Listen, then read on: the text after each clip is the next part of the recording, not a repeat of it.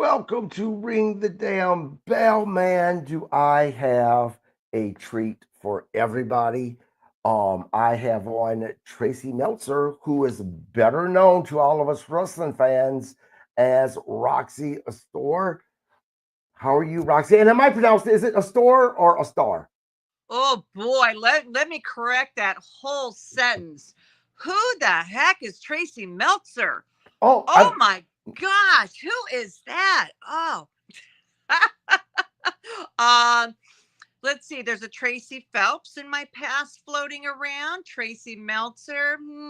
Astor, Roxy Astor, Roxy Astor. Astor, however you would like to pronounce it. But yes. Yeah.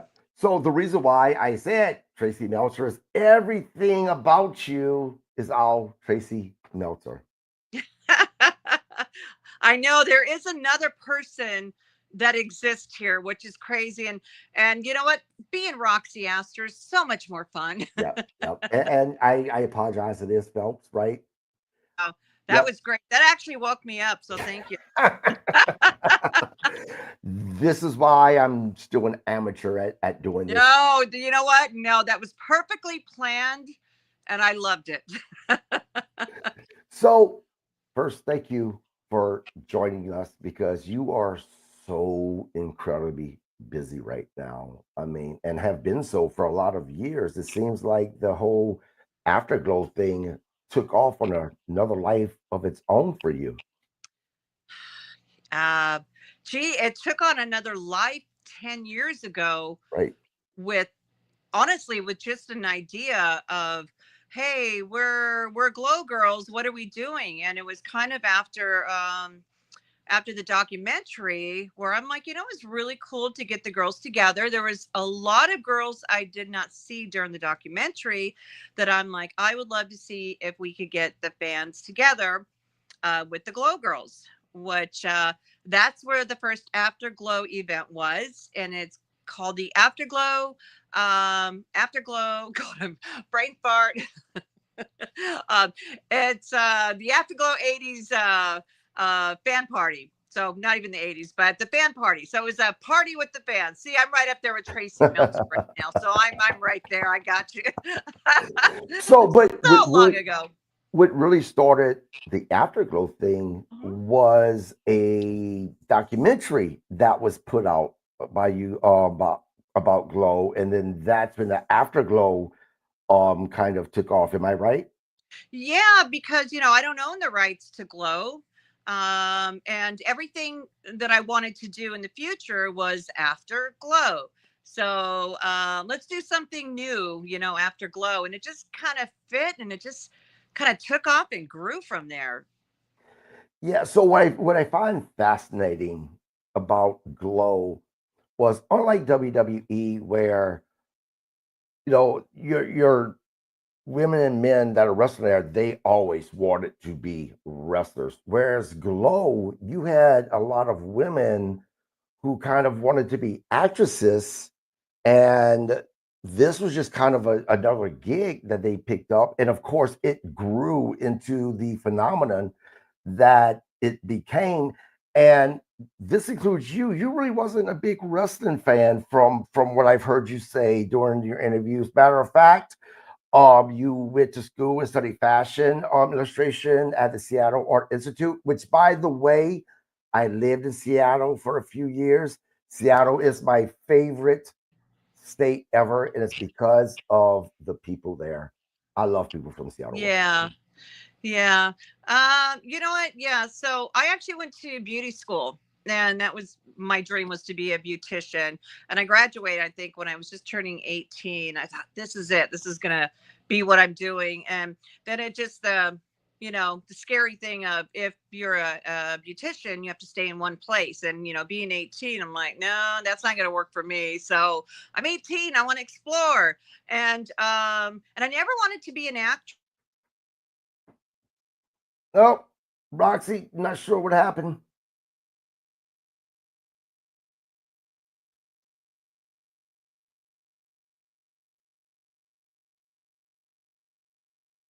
Roxy, if you could hear me, just go back to the email and hit the invite link that I sent you, and it should bring you right back.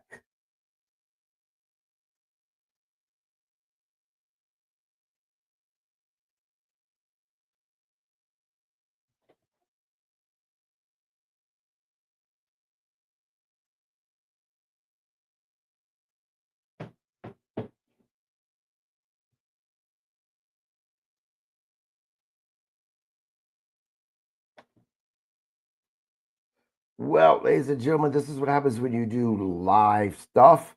I'm not sure what happened. Let's see if I can get her back.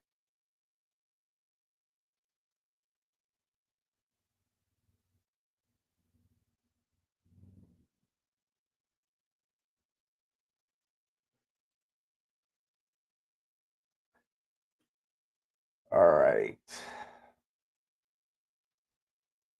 So I sent her a message. Let's see if she's able to get it so she can join back. Again, this is what happens when you do stuff live and not pre-recorded. Again, I have Roxy Astor from G.L.O.W, and waiting for her to join me back. Um, Something happened. I dropped her, and there she is. Getting to the good stuff. All right. I was just telling people this is what happens when you do live stuff and not pre-recorded. So Oh, that's okay. It was weird because a phone call came in on my end, and then I don't know. I thought I got rid of it, so I don't know if I got rid of you. I don't know. story of my life. Yeah, it happens. So, But yep, go ahead. so I was talking about going to the Seattle Art Institute. So I kind of thought of something I could do where I could kind of do just not stuck in one place, and that's why I went to the Seattle Art Institute, a couple months away from graduating, and this is actually a line in my play. I'm going to read you a line from my Matilda the Hun, the Raw Meat play. Okay. So I was 3 months away from graduating. And then my graphic arts teacher told me, she said, Tracy, I cannot pass you because you do not stay in the lines. Okay. We didn't have computer. We had pen and paper, but that's always been me. I have never been able to stay in the lines. Ha! You got a little insert from the play, which is right behind me. So you you go to the Seattle Art Institute. Mhm. Your teacher or professor tells you that. Yeah. So I watched an interview where you said you just kind of stumbled upon professional wrestling, and you were kind of you thought it was interesting, but a little kind of bewildered by it, if that's the correct word. I don't know if okay. So I didn't stumble on it. What happened was I was watching WWF at the time, and maybe that's what you mean with the stumbling, but Right. You were going through so your TV and you came yeah, and across I was it. just watching. Go, this is just really okay. These guys are cool. I didn't watch it when I lived in Auburn, Washington, and I'm watching this. I'm like, I like this, and I saw a lot of the women, but nobody that really I thought, yeah, I want to be just like her. Now, honestly, I wanted to be like Randy Macho Man. I wanted to be like that. I didn't want to be like what I saw on TV, and then I saw Glow. So it was like that's it. I'm going to be a glow girl, just like I said with beauty school, like I said with being a at the Seattle Art Institute. I wanted to be a glow girl. I did not want to be a wrestler. I did not want to be an actress. I wanted to be a glow girl, and that was it. So, and correct me if this information is wrong. The internet, you know how it is. From what I came across while researching, it said that you actually moved to California after a breakup, and you eventually went and auditioned for Glow, although you had no acting experience. Correct? Yeah. hmm Yeah. Yeah, it was something. Yeah. So when I moved to LA, I really had no intention of being a wrestler or being an actress. Honestly, I was really shy, and I just like that just wasn't for me. I wasn't chasing any acting dreams. It was just something that when I saw Glow, it was just something I knew I had to do. I didn't have, I didn't want to be in WWF. I didn't want to. I just wanted to be in Glow. It was just so unique, and I had never seen anything like it. And the girls know this. I was a fan before, I became a Glow girl. And here we are 40 something years later. So what was it about Glow that made you say, I want to be a Glow girl? Was it all of the hairstyles, the makeup, the outfits, the glam? What exactly was it that drew you into saying, I want to be a Glow girl? Okay, now keep in mind, I was a hairdresser and I was into fashion. So when I saw Glow, it was everything wrapped up into what I was going to be in the past. So I'm like, yeah, okay, there I can be. And I ended up doing a lot of the hair for Glow, by the way. I did Beastie, I gave her mohawk. And I gave Gremlina her look. And then I think it was Stinky, I gave her look. So it was just everything that I thought women should be glamorous and beautiful. And and then when they busted out the wraps, it was over. That was it. Like, yeah, that was it. I'd never seen anything like it. So I can see, and when I talk to fans about what Glow meant to them, I totally get it, because it meant that to me before. But it was just like everything I've ever wanted to be was just wrapped up into one thing. Who would have figured a Glow wrestler? Right. Hmm. So you moved to California. You want to be a Glow girl. You came across a banner on TV that said, "Do you want to be a Glow girl?" And you actually went to audition. Now, when you went to audition, it just wasn't you auditioning against one or two women. You had 3,500 women that you auditioned against that you wanted, and Matt Simber. Is that how you pronounce his name? Is it Simber's last name? Yeah, yeah. Yep. He hired you. What do you think set you apart from the other women who didn't get hired to be on Glow? Okay, well, going back to the audition, when I auditioned, I went into an office on Sunset Boulevard, and you had Matt Simber there, and you had Rickless there, the owner of the Riviera. And so I thought I just screwed up the audition. I went back home and I had no clue. And then I got the call a week later, but I had to pay for my way to get there. There was no plane ticket waiting for me. I had to get there. And I feel like that was all a test of how bad do you want it?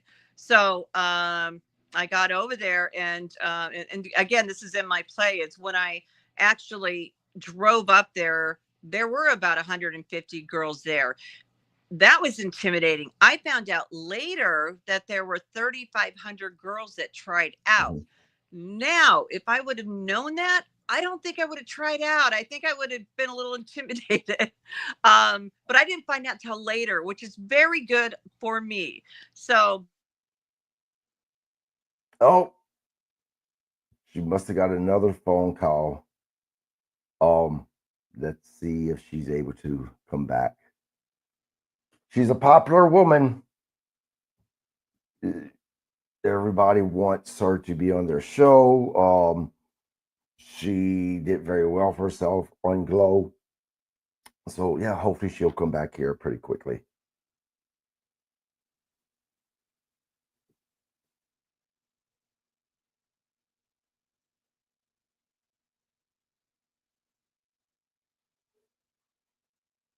Until then, you guys get to stare at my beautiful face.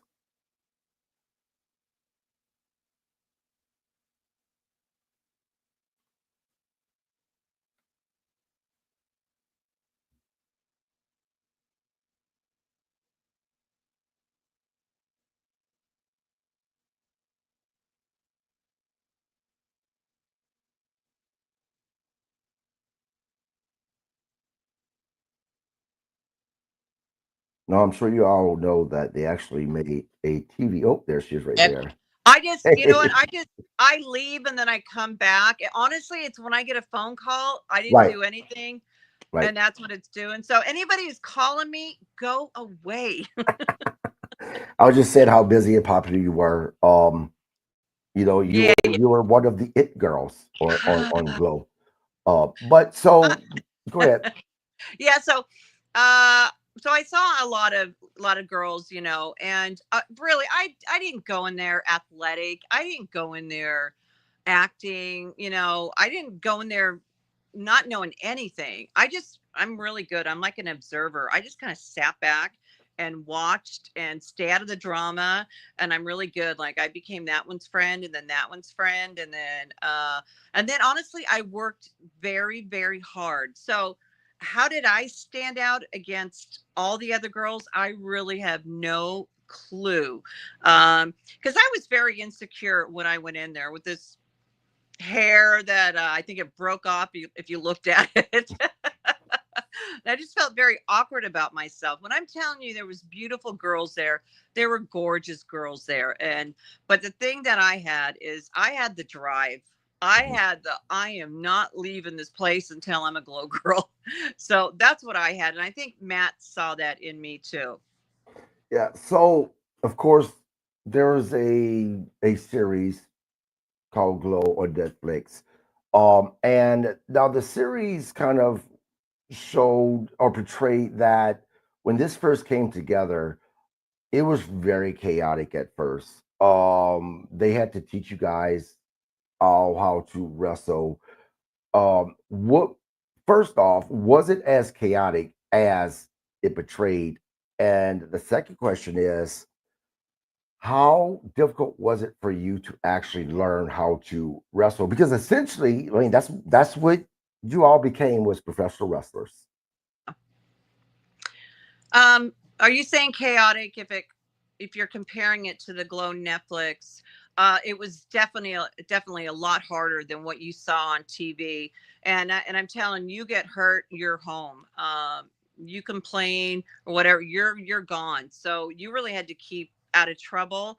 It like I hurt my ankle. Nobody knew about it. I wasn't going to tell anybody because I felt like we were kind of all like fighting for that spot, and I was not going to give anybody anything over me and go, Roxy's hurt, or wasn't Roxy at the time. I think it was Tracy. But just and there was a few people that got hurt, and they stayed on like jail bait, and but she really screwed up her leg. So when it came down to doing the moves, I don't know, for some reason, I feel like my head connected with my body, and like when they're saying do a 3/4 roll, I'm like, what? Like, how am I going to do what? And then all of a sudden, I'm like doing it. I'm like, okay. And then you do a back bump, and then you do, like I'm telling you, not athletic. I don't know how, what, where. I don't know how. I just did it. So I remember Matt standing outside the ring going, go, go, go. And then we're like running the ropes. But I also took it very serious. I would run probably 2 miles a day, and I would like really get into my matches and really want to work through them because I'm just like, I don't want to look foolish on TV. I want this to look really good. So there's a whole psychology to it too. And, to me that's really important. I would always go, okay, I'm not going to go up to the top turnbuckle. I mean, if somebody's there, I'm not going to stand there and wait for them to jump on me. Yeah, I would overthink things, but that's why you will never see me just like waiting for it. And when I feel like I'm waiting for a move, I had to kind of play something off there, and it's just things like that were really hard for me because it had to make sense to me, and that's me being an overthinker. But I think it worked for me, and every move I did, I made sure that I followed through with that move and not just kind of float you into the ropes. If I'm going to throw you in the ropes, you're going to feel it, but be safe about it. But I wanted to look really good. Right. So when people normally go to a wrestling school to a professional wrestler, a lot of them end up walking away because they just can't handle it, right? Um, was Did you guys lose a lot of women before you guys were even cast while you were learning how to wrestle? Yeah, yeah. You have your rules, and if you were because we were living in an apartment, I think, with three other girls, and if you had to do what they said, and I like I said, I feel like that was a big test, and good girls did not hang out with the bad girls. Right. You didn't do that, and girls would do that. Once again, like I wouldn't party with Beastie, like I shouldn't have, and if I would have gotten caught, I would have been in trouble. Um, but girls, they had lives back in LA, and they had other lives or things they wanted to do. So when they really thought about, some girls had apartments back in LA. What are they going to come live out here for? And then make this little bit of money for whatever could happen on TV. It wasn't like a big high paying job. Yeah, I think I made 350 a week. Made extra for little side shows, but that's it. So it was, but I had nothing really to fall back on. But if I wanted to do hair or something else, but some of these girls had their apartments, they had lives back there, and it didn't make sense for them to give up whatever they had. I think Sunny had her daughter. She brought her daughter to the ring, and so did Zelda the Brain, and Big Bad Mama. She brought her daughter. So, and I ended up leaving Glow because I had a kid. I had a son. How long are you going for? I was okay. So it was kind of at the end of the Okay. season, and I thought I was going to have my son and then come back to do the movie. And just like the Glow Netflix series, it was by. We were all, we didn't have computers or whatever, and I didn't know what happened. And that was basically it. We didn't have like any like good long goodbyes. At least I didn't, because I was in LA raising my son. Mm. So going back to your training to learn how to wrestle, um, how long was it before you were able to do bumps and run the ropes without going home and having bruises all over your body? Because obviously you had to form those calluses for those things not to really hurt or bruise anymore. Well, I just remember, feeling the bumps at first and just kind of thinking, there is no way I can get through this day. There's just no way. And then you get back in there, and then you're like, okay, I'm actually feeling kind of good. Okay. Next day, this is it. Not doing it. Then a week goes by, and you're like, hey, I'm doing pretty good. I'm looking good. And then all of a sudden, you just feel strong, and it's just like, this is actually fun. I mean, honestly, I had the best time in Glow. I had a really good time. The more there were bruises or whatever, I call them my war wounds. I'm like, yeah, look what I got there. And, I think it took me probably about to really, really connect with everything. I would say about maybe 4 weeks. Okay, so at this point, did you become a wrestling fan and did you start watching things like WWF to at least study the wrestlers' moves within the ring to maybe help you get a better idea of the things you wanted to do? Oh yeah, like even like during Glow, I would go back and watch WWF and look at the storylines and see maybe what can I bring to that to my character, and that's where I wanted to be like the baddest good girl Glow has ever known. And some of the girls will tell me, because I went into Glow knowing that I was going to be a bad girl, and that's it. That's it.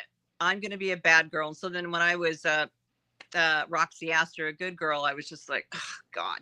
But I'm going to be a bad girl and try to get away with stuff. So, funny story is, I wanted to be a bad girl so bad that I was wrestling Dementia.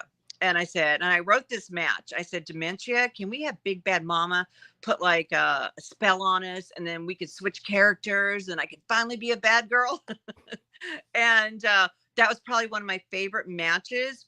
Well, that was great and everything, but with Dementia, she didn't talk. So so I had to be the bad girl like her character, and I always joke saying Dementia played Roxy better than Roxy ever played Roxy.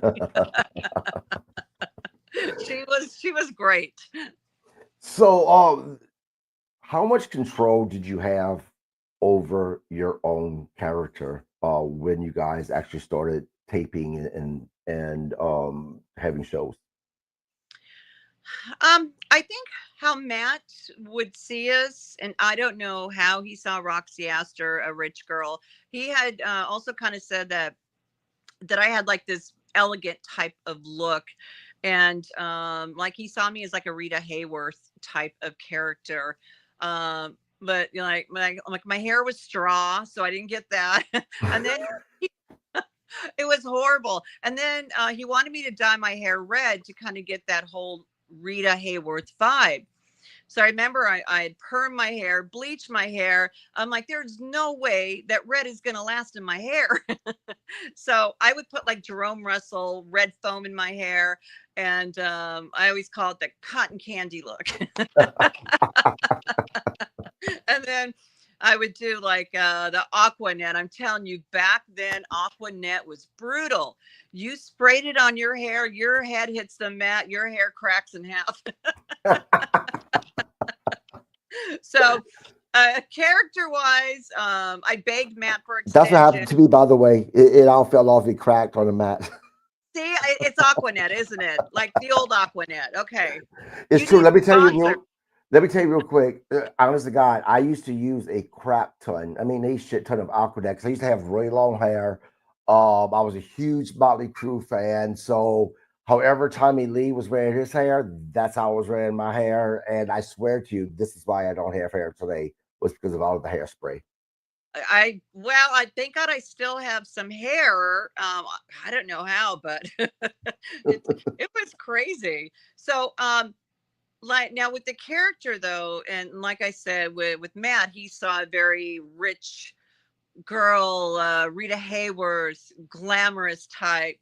And I'm like, I'm so not that. I am such a tomboy. I'm like, I don't see that. And seriously, when I saw my outfit come out that looked like it was that big, I'm like, what am I going to do with this? What? I got to wear this thing?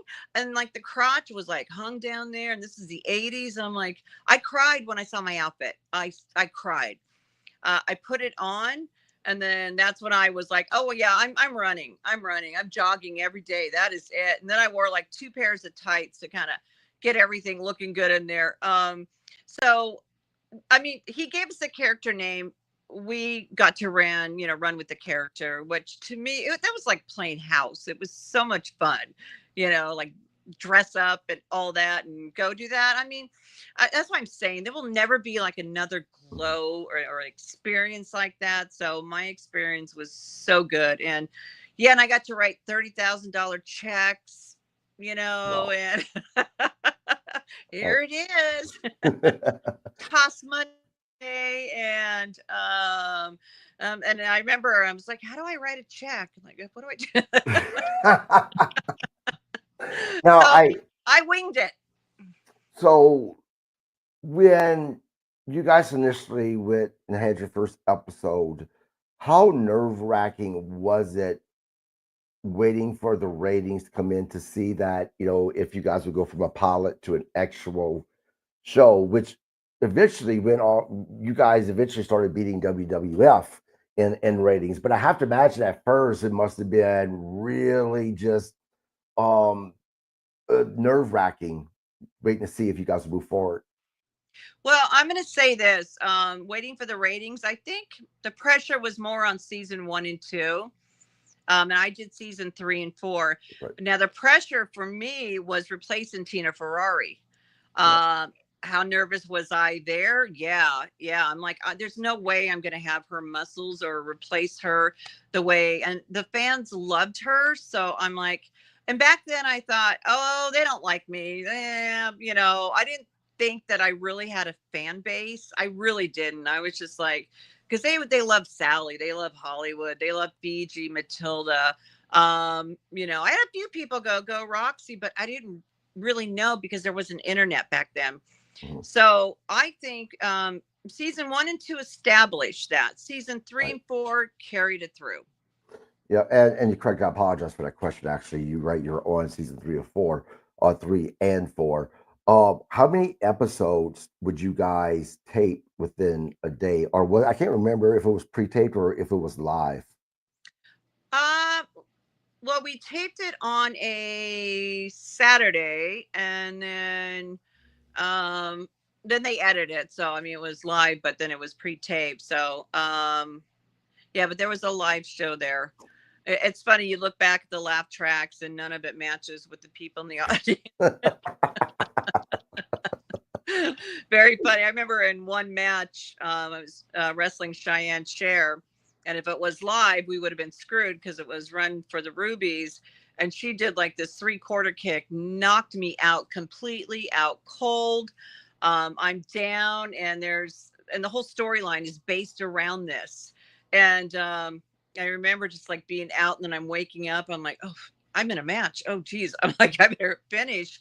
And Steve Blanche told me that they didn't think I was going to finish. And I always say I did a Rocky moment, got up. And in that match, you could see how mad I was at Cheyenne Cher.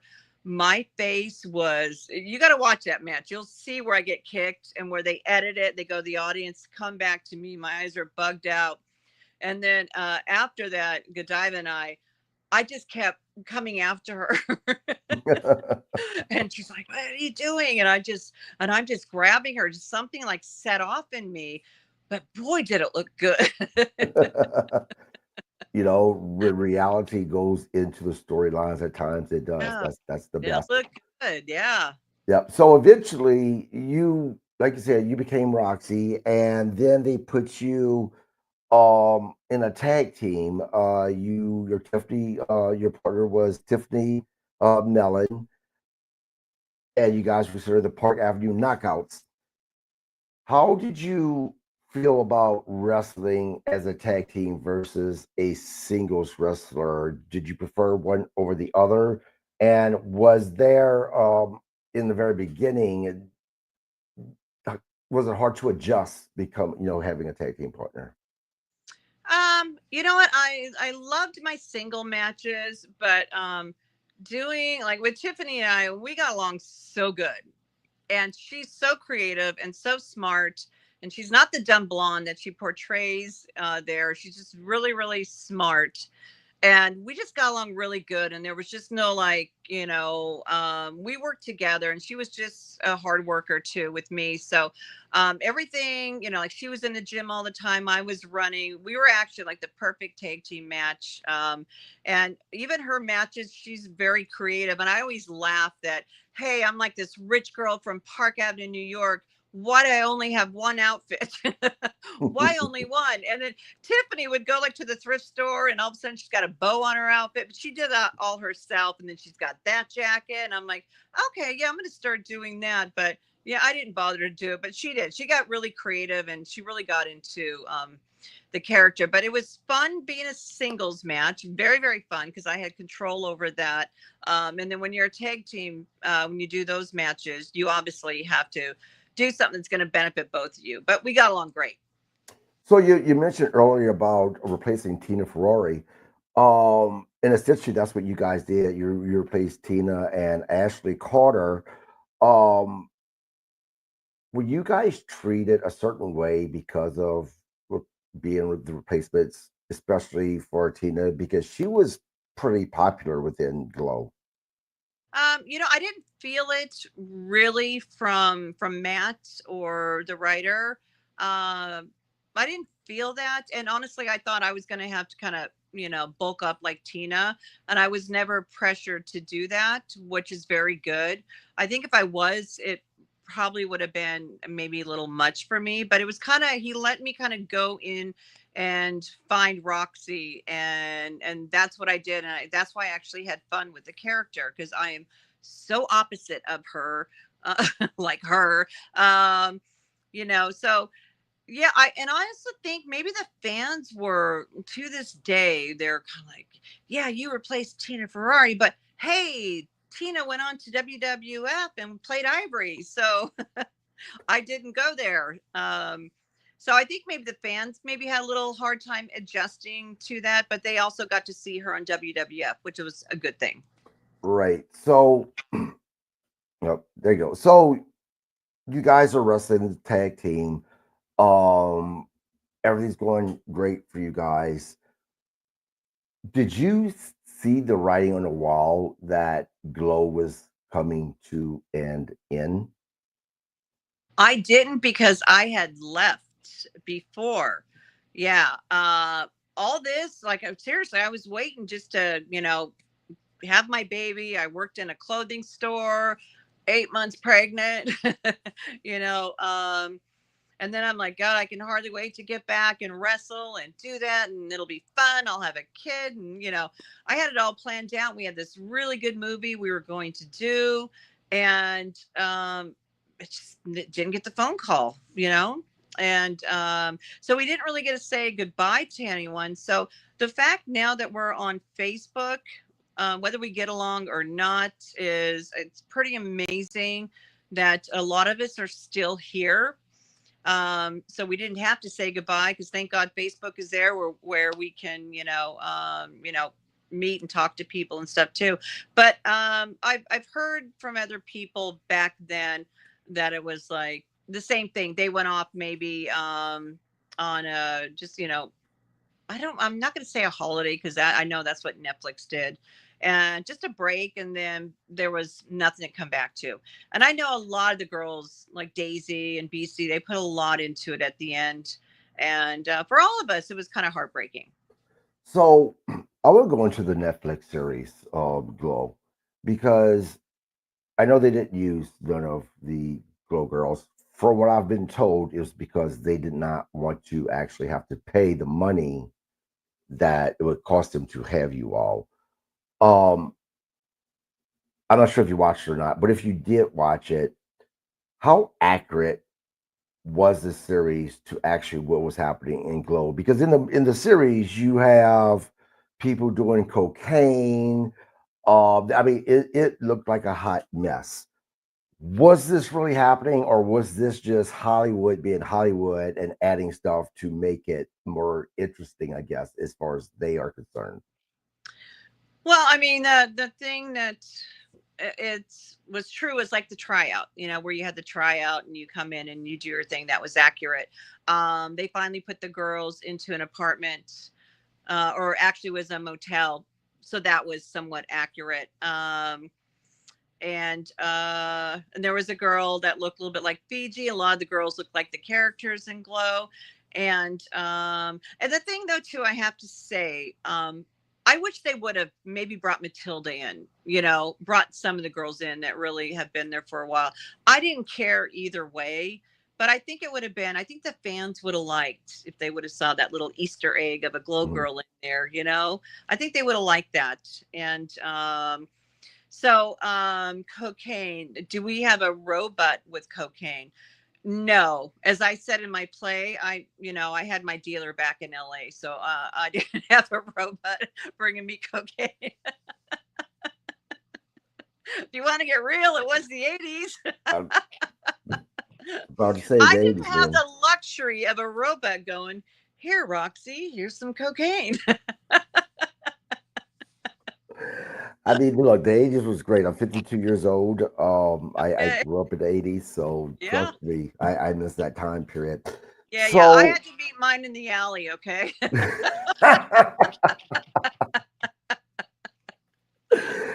so years later, they finally have a good bit of all of the Glow ladies back together for a Q&A. I have a list of the names. I'm not going to go through them, who's there in attendance. My question is that it wasn't everybody. Are you aware of why some of the women did not show up I'm sorry, for what? I was, for the Q&A? It was the first um, time you guys were ever united. God, when we was that at the actual documentary? I think so. I think it might be right after. So I'll tell you what I found was that you guys reunited for the very first time ever, and in attendance you had Daisy, Dallas, Godiva, Grumlin or Grimlina, Jailbait, Little Egypt, Major Tanya, Matilda the Hun, Melody, Trouble Vixen, Rock Yourself, and Sunny. Okay, that is the first Afterglow event. That was the Afterglow fan party. That's the one I couldn't think of. So thank you. Yeah, yep.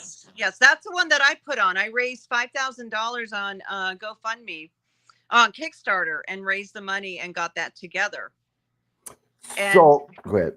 yeah, and I did that because, like I said, a lot of the girls were not in the documentary, so I wanted to bring more of the Glow girls together and see if there's something we could do after Glow with the girls and the fans, because honestly, the Glow fans are incredible. They're loyal. They're amazing. I think they keep us going.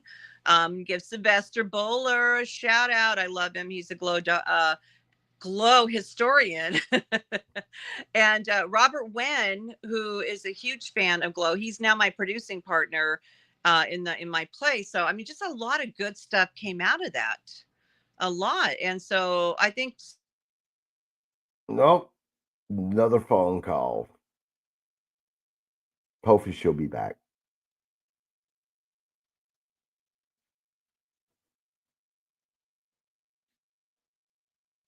At least we had a good run for a little bit there without her being interrupted. Again, I can only imagine how busy she is. She is actually doing a it's when a phone call comes in. yep. I was just Yeah, saying how I I'm can just going imagine right back to the email, so we're good. how busy you are. So and we're almost at the end of it. So you went on to marry someone. You've had 3 children.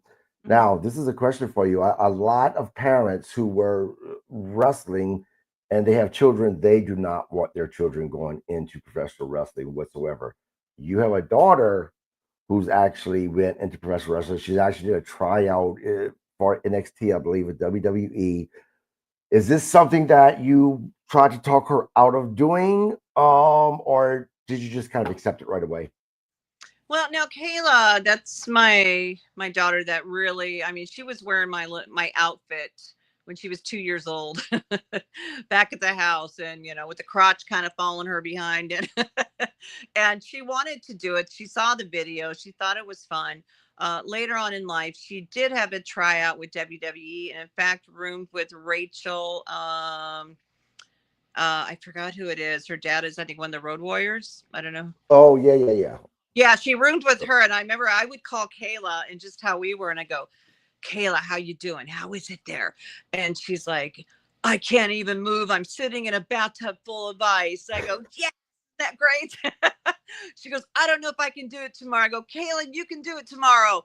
And then she'd call me like 2 days later, Mom, this is great. And then she said, Dusty Rhodes looked at her and gave her a nod, and Triple H walked by her and went like that. And she says there were a set of these big buff twin guys that go, we're tapping out. We're not doing it. She didn't make it. I think she had to kind of stick with it and do it. And I don't think she had the patience to do that. Would I want her to do it now, WWE? No, no. Her, you know what? It's different. It's a different time. I think that would have been the time for her to get into it. And, so I think she was in Wrestlicious under Juvie Hall. So she did it. She did a few shows, and it would have been very cool to have the only mother and daughter from Glow out there. So it is what it is. Maybe she'll come back somewhere. Maybe, I don't know, as a commentator in the Afterglow Women's Wrestling. I don't know. So I want to ask you about women's professional wrestling. So today's women's professional wrestling is absolutely magnificent. They are portrayed like the athletes that they should be portrayed as. With Glow, although it was very heavily gimmicked with characters and then the storylines, you guys were still wrestling as women athletes. But there was a time period that in professional wrestling, women were treated like they were basically just objects. They were used more for their sexuality than them being an athletes. What was your thought process when that was happening to women in professional wrestling? After, I mean, you were look, as far as I'm concerned, you and everyone in Glow were setting the path for women for professional wrestling. Did you feel like that failed at some point? You know what? I don't think we quite knew what was going on, but like I had said before, I had watched WWF and just kind of God, there's got to be something else. And then to see Glow, and the way it did open the doors and how it changed, I feel like the history of wrestling. Um, it glamorized it. I don't think it over sexualized it, not like how it did with with the other, was it WCW, some of the storylines, or just like Yeah. crazy and like I feel like now, like, I will watch women's wrestling. I'm like, it's about time. This is where women's wrestling and women should be right now. They draw people, kids, everything. It's not just like, a sexual thing. It's like little girls and little boys are looking up to these women going, this is what I want to do, or this is what I can do. And I'm telling you, being a part of this Afterglow women's wrestling, this is definitely something that I wanted to do. And the talent that's coming in, and I'm looking at everybody, I'm like, this is powerful. These girls are kicking butt. I mean, they are good, and they're going to draw an audience. They already do, and just the roster that we have already lined up for this. It's going to be something very special, very different, with some glow added to it, but afterglow. So it's something that's never been done before, and I think maybe it was a smart idea to have a glow girl be a part of it. And I want some of my glow sisters here with me too, and I know they will be. But I'm just really excited for how the women's wrestling is turning out. Yeah, I mean, there's this girl named Leela, and she's 18 years old. And it was so funny. I met her back in Vegas with Steven Van Beckham, who actually asked me to do the Afterglow. And he does the UPW Uprising. And so I kind of looked at his show. I'm like, yeah, you know what? I see something here. I could totally do something. And I met her, and I'm thinking, this is an 18-year-old girl. What is she going to do? What does she know? I'm picturing Jailbait back in Glow, this shy little girl. I watched her match, and I'm like, oh my God, like, I don't even think I would have made it back in Glow if we had these girls back then. These girls are good. They are good. The moves they do, and just like Leela with their confidence, but not in person. She actually blew me away when I saw her in the ring. It's like they turned into something else, which is great. So Yeah. glad they weren't back there back then. So I'm not sure if you have heard the name of Lilith Khan. She wrestles for SICW. She's 6'5", 6'6", and I'm telling you right now, she's only been wrestling for about 2 years. She is going to change professional wrestling as we know it herself. She is so good. I check her out. I think you would really enjoy. Oh, Well, was that send me her info. okay? I'll Yeah, absolutely do that. Like I yeah, said, she wrestles for Mr. Herb at SICW. yeah. Is there anything that what are you doing now? I know again you talked about the afterglow. You talked Wait, about wait, your wait. play. Okay, you see that Matilda the Hun? Do you see that? Yes. Okay, so I was telling you about Robert Wen. So him and I, we wrote, produced, and we're both starring in a show. I did a play back in 2018 called The Afterglow 80s Musical Experience, and I had 5 of the original Glow girls on stage. I had Sunny, I had MTV, I had myself, I had Matilda the Hun. It was her last time she was ever on stage. Had the best time with her, and before she ended up in the hospital. And we end up winning Best Ensemble of the Decade from Broadway World and Wow. Best Director of the Decade from Broadway World. And my friend and I, we laughed because, like, we beat out Hamilton. Wait, how did that happen? Uh, Our budget was like 10 grand. Like, what? But that's like fan driven. The fans loved it. So, we were going to do that play again. Matilda was gone. And I thought, Robert and I used to go visit her when she was in a home. And we're like, you know what? We promised Queenie Matilda the Hun that we would do something to honor her. And she had passed away. And it was a couple years later. And I'm like, Robert, I'm booking a venue. You're writing a play. I'm writing a play. We're doing it. And then there it is there. And I brought in my friend Dave Navarro, who did the lighting for Lucha Underground. So he's been in the business in the entertainment industry for over 20 something years. Incredible. Robert and I thought we were just going to have this little play and have a mic and let's tell stories. Dave comes in and goes, okay, we're going to put this picture there. We're going to do this. And we're like, wow, okay. So it ended up being grander than we thought. And then we end up winning 3 Broadway World Awards for that. And then we did that in last July at the Zephyr Theater.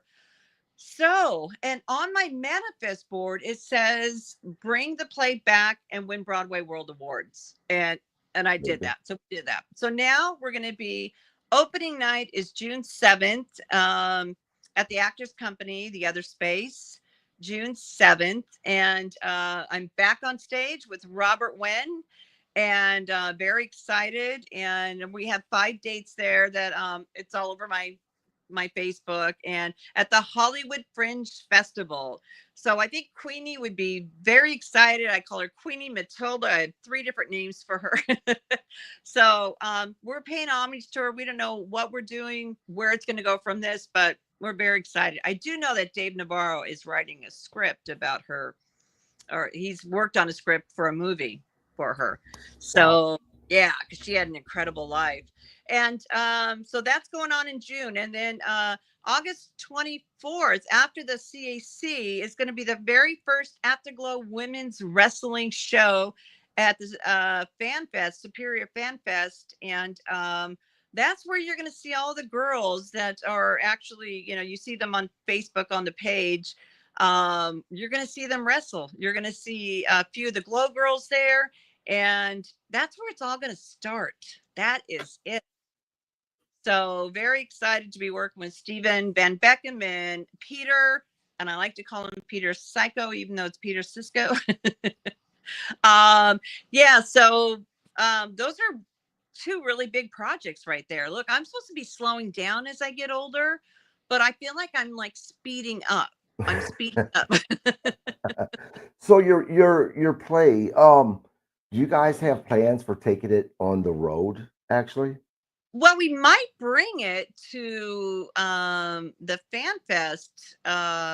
We might bring it there. We're in talks with Steven and yeah, we'll see how everything goes there, play it by ear, but it's really from what we heard, it'll make you laugh, it'll make you cry, all that stuff. At the end, it'll make you sing. Giving that Awesome. away, it'll make you sing. Well, I tell you what, right across the street from my house, we have a decent sized community theater. They have plays coming there all the time. Come there, I'm there. Minneapolis, obviously, much larger scene. You ever come there, let me know. I will be there as well. Have you, speaking of women's wrestling, have you checked out WOW? And are you involved or want to be involved with that whatsoever? Um, okay, WoW is a brainchild of David McLean. And I've gone to a lot of their live shows, and David's introduced the Glow Girls. I don't think he really wants any Glow Girls to be brought onto the show because I kind of think at this point, if you bring one, you got to bring some more. But like I said, I think it would be kind of a cool thing, but that's his thing. It's a fun takeoff on Glow. And they have their fan base, and there's definitely a niche for it. And I think it kind of brings people back to Glow because you got David's voice and you Mhm. got the girls and the characters. So really, it's a lot of fun. I feel like it's a kind of a bit of a variety show type thing, which I guess is like Glow. Right, right. So yeah, I don't think there's going to be any cross promoting or anything like that. I think this is his baby that he's been Mhm. doing for a long time. And he's just very, keeps it very close to him. So So yeah. is there any of the girls that you would tell people you need to watch out for her? She's gonna be a breakout star and be pretty big within professional wrestling. Well, like I said, Leela, I think it's Leela Hall. She's very, very good. I'm looking at this girl, Fallen Gray, who comes out with these big angel wings, and I'm digging her character. And I'm going to say, like Maserati, she's everywhere, but I just adore her. she's such an amazing wrestler, and I don't know. I think she's just I think she's doing great on her own. I Right. don't feel like these girls need WWE anymore. I feel like WWE needs them. You These girls know, are very strong, independent, and make their own rules and do their thing because that's the way wrestling is now for women. yeah, I agree. Me and a bunch of other people keep on saying, WWE actually needs to break off and have a night just for WWE women because they have such incredible talent. I think AEW needs to do that as well.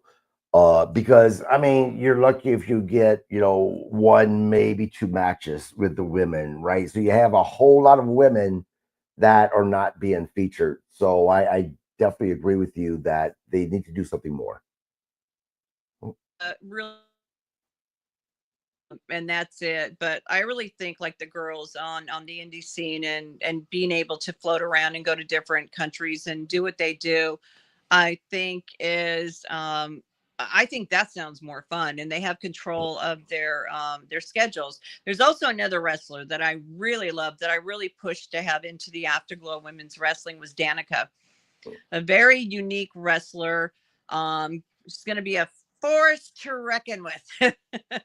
She was the one that I really, really pushed because I wanted to see her out there and kind of mix up the bunch of those girly girls.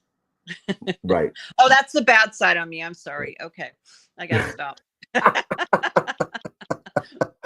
Now, just last question. There are a lot of great wrestling fans in general are great, but there's a lot of, excuse my French, fucking idiots out there that are just disgusting the way they have spoken about a lot of the female wrestlers out there. How have you handled that throughout your career, if you've had to at all? And what advice would you give to the upcoming female generation of wrestlers on how to deal with these? Because there's been a couple of wrestlers that's taken it personally and it's hurt them. So how did you handle that? And what would you say to them? Okay, I handled it. Number one, you got to have a thick skin. I mean, these are just words. At the end of the day, they are just words, and words, they disappear eventually. If you can take anything from what people say, I mean, don't have them direct who you are and what you do. Just stick to who you are, believe in what you're doing, but have a very, very thick skin. I remember this fan recently reached out to me and he goes, "Oh my God, I can't believe I'm talking to Roxy Astor." And I was in the mood. I'm like, "Yeah, hi." And then, "You look different from when you were back then." I'm like, "I'm freaking 40 years older." Like, "Can I get a body shot?" I go, "Goodbye." Yeah, you're gonna get one. You're gonna get a shot in the mouth Right. when I see you. So, it just you got to have a thick skin in this business because everybody, even if you're not in wrestling, they're so quick to tear you down, and that's in anything that you do. So, if people are saying stuff about you, just know, ladies, it means you are doing something right. When they stop talking, then you got to worry.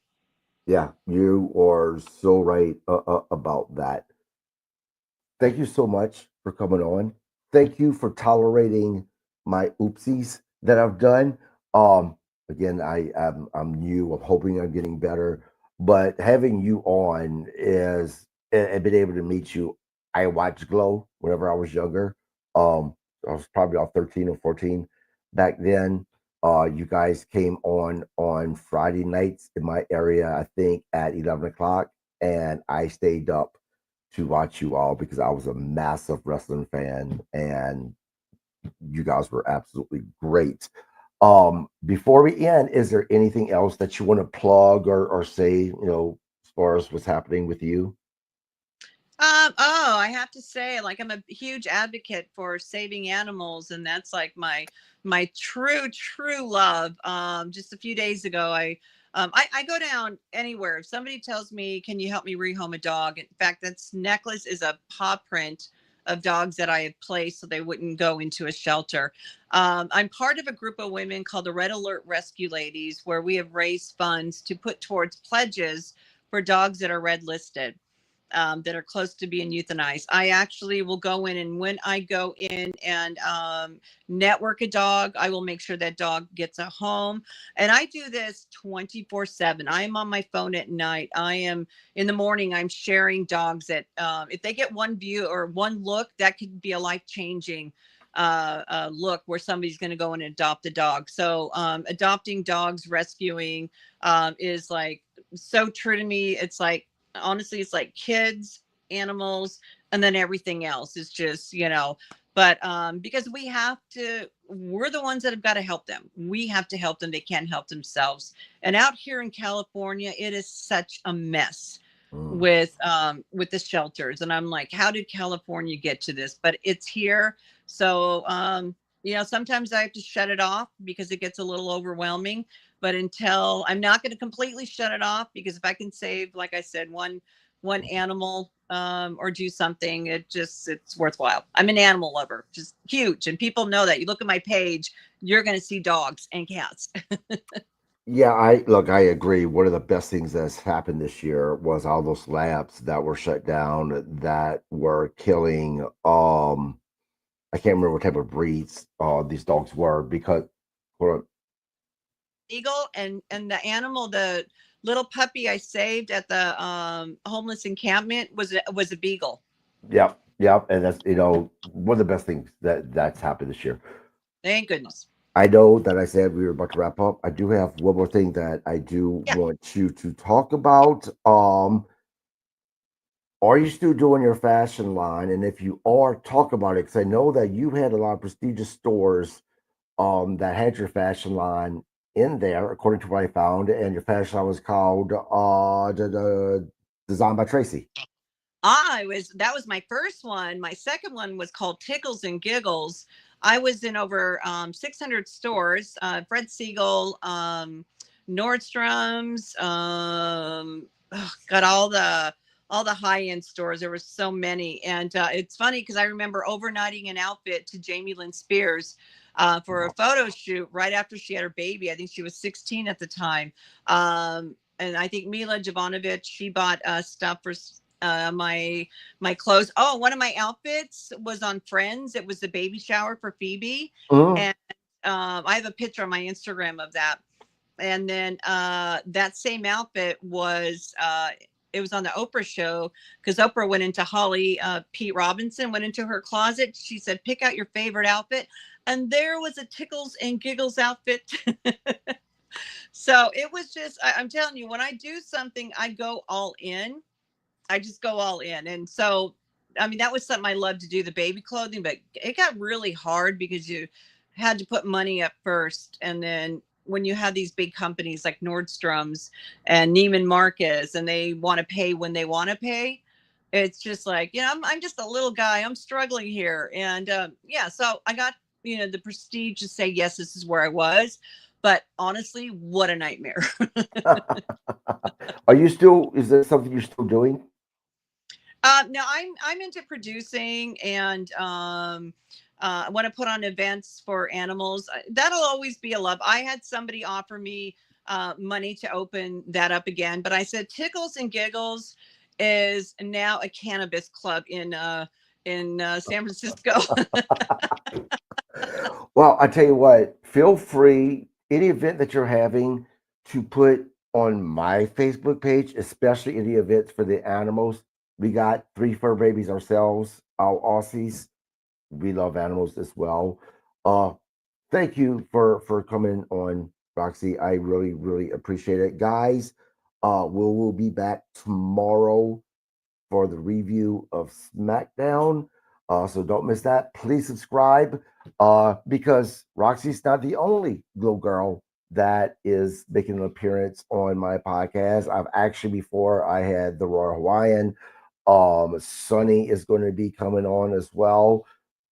If you can't tell, I'm a huge Glow fan. Again, Tracy, Roxy, thank you so much for coming on. I really appreciate it. You had to throw that in there. That's okay. All right. Thank you so much for having me. It was a fun interview. Thank you so much. You All guys right. all have a great Memorial Day. Bye bye. Bye.